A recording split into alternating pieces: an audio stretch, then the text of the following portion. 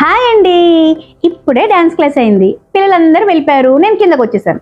Dinner చేద్దామని చెప్పేసి కూరకన్నీ ready చేసుకుంటే వీళ్ళున్నారే, అన్నం వద్దు చపాతీ వద్దు అంట. వాళ్ళకి ఏం కావాలో తెలుసా అండి? నూడిల్స్ అండి. ఇవి ఏవో కొరియన్ చికెన్ వంట. మొన్న మెట్రోకి వెళ్ళాము, అప్పుడు తెచ్చుకున్నారు. ఇదిగోండి, ఇది కావాలంట వీళ్ళకి. ఇప్పుడు ఇంకేం చేస్తాం వాళ్ళు అడిగాక?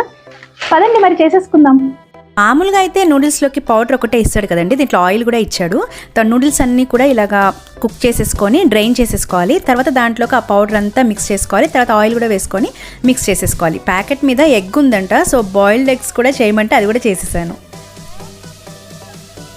ఇంకా ఏవేవో తెచ్చుకున్నారు, చికెన్ ఫింగర్స్ అంట, సాసేజెస్, అవన్నీ చేయాలి ఇప్పుడు నేను. నాకా కారం రా, ఇంత కారం ఉంది బాబోయ్, ఎలా తింటున్నారా నాయన. ఓకేనండి, బాయ్.